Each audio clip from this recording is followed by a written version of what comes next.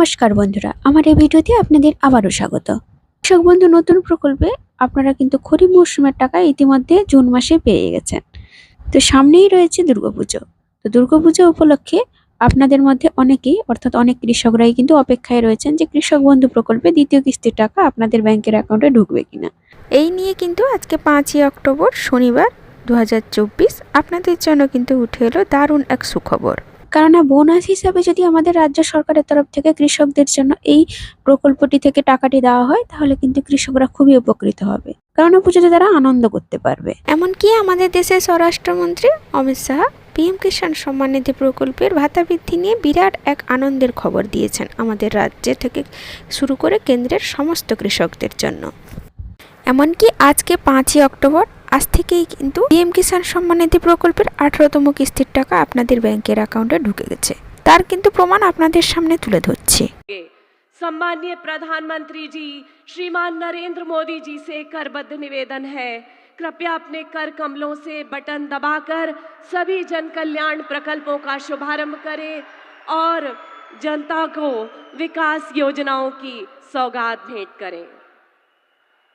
सम्माननीय प्रधानमंत्री जी।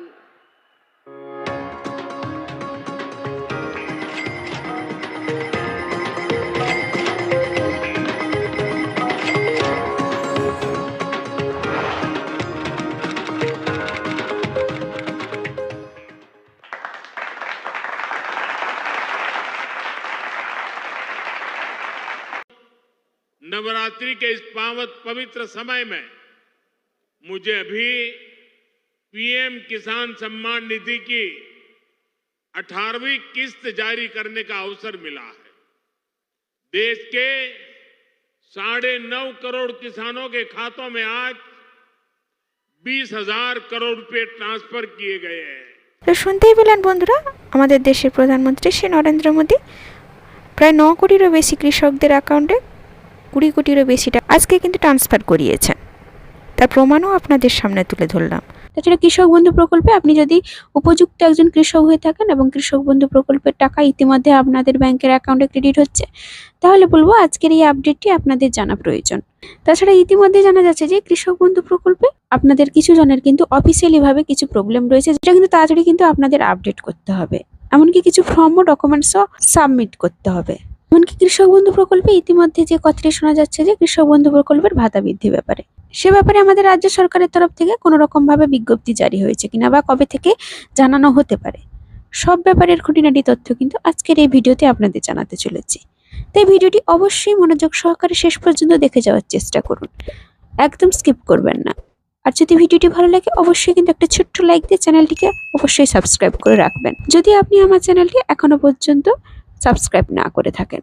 এমনকি যেসব বন্ধুরা আমার চ্যানেলটিকে আগে থেকে সাবস্ক্রাইব করে রেখেছেন তাদের জন্য অসংখ্য ধন্যবাদ।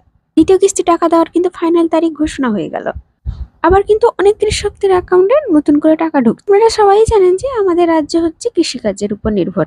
এমনকি আমাদের রাজ্য সরকারের তরফ থেকে কৃষকদের আর্থিকভাবে সহায়তা করার জন্য একাধিক প্রকল্প চালু করা আছে। তার মধ্যে জনপ্রিয় যেটি প্রকল্প সেটি হচ্ছে কৃষক বন্ধু প্রকল্প। এই প্রকল্পের মাধ্যমে কৃষকদের বছরে 2টি কিস্তিতে রবি এবং খরিফ মৌসুম মিলিয়ে আর্থিকভাবে সহায়তা করে থাকে আমাদের রাজ্য সরকার।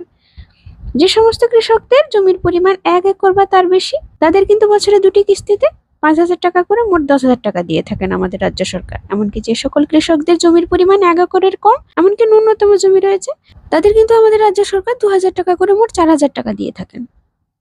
ইতিমধ্যে আপনারা জুন মাসে কিন্তু খরিফ মৌসুমের টাকাটি পেয়ে গেছেন। এবারে কিন্তু আপনারা যে টাকাটি পেতে চলেছেন সেটা হচ্ছে রবি মৌসুমের টাকা, যেটা কিন্তু অক্টোবর মাস থেকে পরের বছরে মার্চ মাসের মধ্যে আপনাদের ব্যাংকের অ্যাকাউন্টে ক্রেডিট হয়।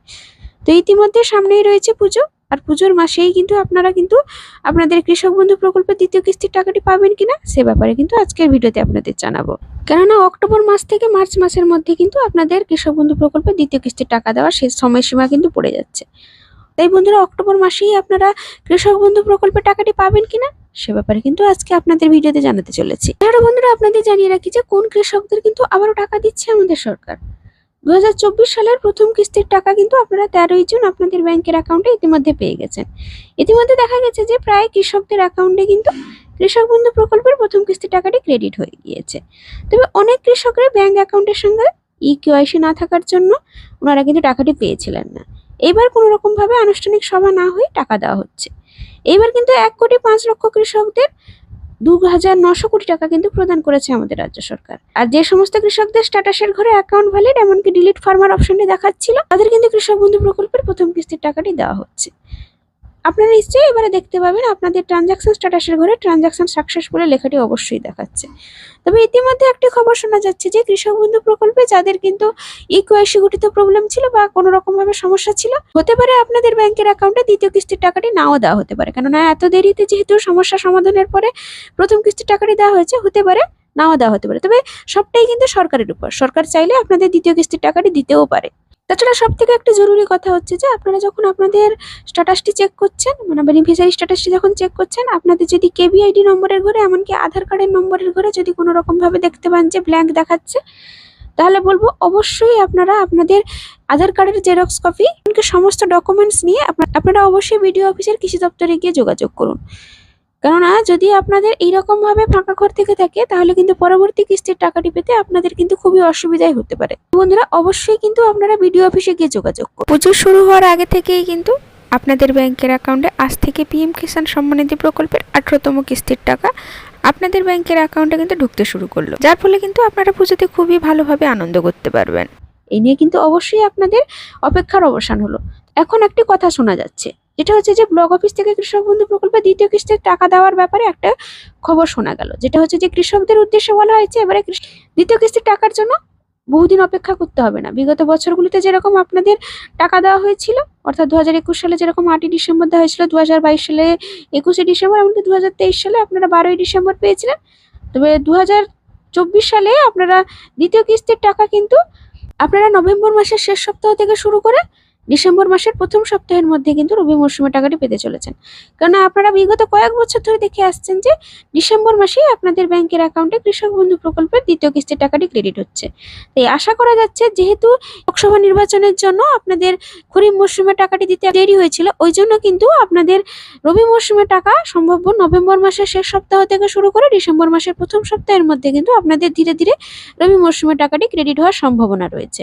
তবে আরো একটি খবর শোনা যাচ্ছে যে আপনাদের কিন্তু স্ট্যাটাসের পরিবর্তন কিন্তু খুব শীঘ্রই হতে চলেছে, অর্থাৎ অক্টোবর মাসের পুজোর ছুটি শেষ হওয়ার পরেই কিন্তু আপনাদের কিন্তু সমস্ত রকমের অফিসিয়ালি কাজ শুরু হয়ে যাবে। অর্থাৎ আপনাদের বিভিন্ন রকমের বেনিফিশিয়ারি স্ট্যাটাসে সেই আপডেটগুলো কিন্তু আসা শুরু হয়ে যাবে। অর্থাৎ আপনাদের ট্রানজাকশন স্ট্যাটাসের ঘরে যে ট্রানজাকশন সাকসেস বলে লেখাটি আছে, ওই লেখাটি প্রথমে মুছে গিয়ে ADA আপলোডেড, তারপরে DDA আপলোড, তারপরে অ্যাকাউন্ট ভ্যালিড, তারপরে কিন্তু আপনাদের ব্যাংকের অ্যাকাউন্টে টাকাটি ঢুকবে। তবে ইতিমধ্যে দেখা যাচ্ছে যে ADA আপলোডের পরেই কিন্তু অ্যাকাউন্ট ভ্যালিড এই অপশনটি চলে আসছে, DDA আপলোড এই লেখাটি কিন্তু এখন আসছে না। তাই বন্ধুরা আশা করা যাচ্ছে যে পুজোর ছুটি খুললেই কিন্তু আপনাদের বেনিফিশিয়ারি স্ট্যাটাসের ঘরে বিভিন্ন রকমের পরিবর্তন আসতে শুরু হয়ে যাবে।